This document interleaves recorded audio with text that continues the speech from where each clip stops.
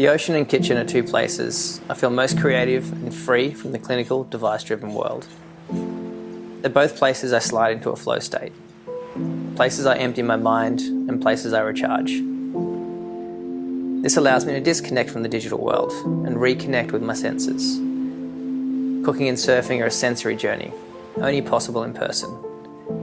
The taste of salt, the feeling of sand, the touch of a hot stove or an ice cube.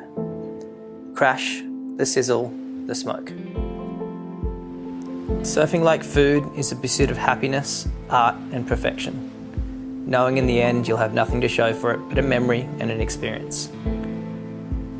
Manipulating the elements, perfecting your senses to create a moment, a taste and an experience. Surfing and cooking, they both come from the gut, not the mind. They're more about the feeling than the thinking. Gorgeous pork belly, rubbed with some salt, some pepper and a little olive oil.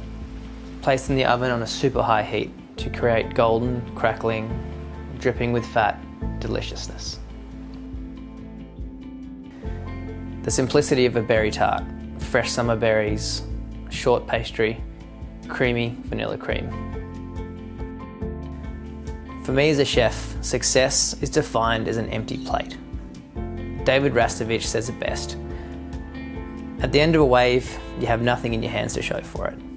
There's just a twinkle in your eye and a sparkle that comes from the experience.